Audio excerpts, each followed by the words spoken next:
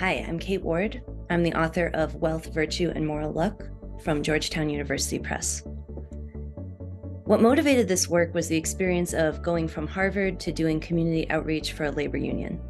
From sitting in class with members of the 1% to working with folks struggling to survive, to whom I'm sure I myself could appear equally privileged and out of touch. Our extreme level of economic inequality means we really do live in different worlds. And that's a problem beyond the important question of how we get people what they need. Economic segregation is a moral problem because we form our character in community.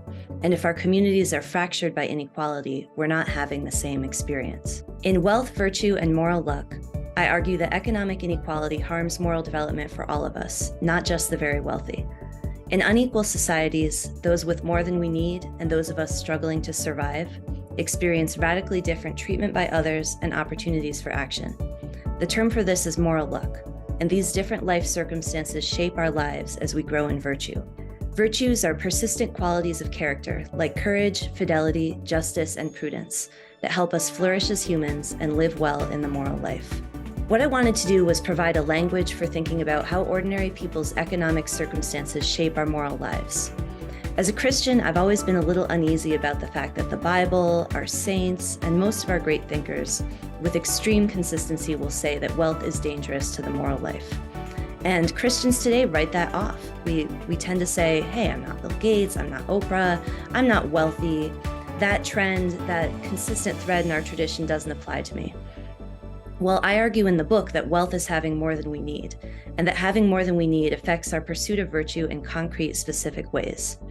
Virtue is developed through practice, and economic privilege makes it less likely that we might practice solidarity, for example, while enabling the practice of other virtues like self-care.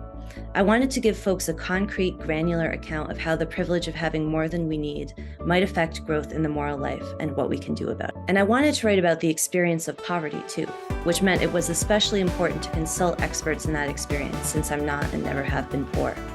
I'm very proud of the chapter on poverty where I consult social science as well as journalism and memoir by authors who do have that experience of struggling to survive.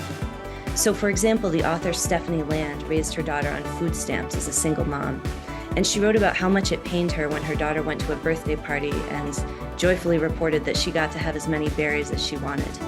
So this is not just a story about our society's failure to end food insecurity, it's also a virtue story. Something simple that someone with my privilege can do and feel like I'm a good parent, buying enough fruit for my kid.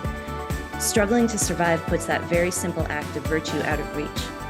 There's remarkable consensus among people who have the experience of poverty, as well as social scientists and thinkers from the Christian tradition, that poverty actually supports the pursuit of some virtues and interferes with the pursuit of others. So again, we might think about the virtue of self-care, which requires a certain level of material comfort to practice.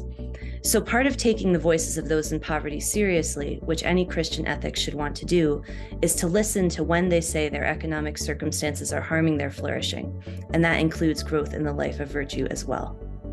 A final contribution of the book is to look at structures. How do political decisions contribute to the rise of inequality in our society? And how does rising inequality exacerbate the virtue impact of wealth and poverty? Economic segregation is a major contributor here, and in the final chapter I make suggestions for how societies and Christian communities can combat the harmful effects of inequality on virtue pursuit. People always ask about the book cover, and I was delighted that the artist James Janknecht gave us permission to use his painting of Luke's parable of the rich man and Lazarus. It's a beautiful expression of something I suggest in the book, that even ordinary economic privilege can make us indifferent to the needs and experiences of our neighbors struggling to survive. Thank you.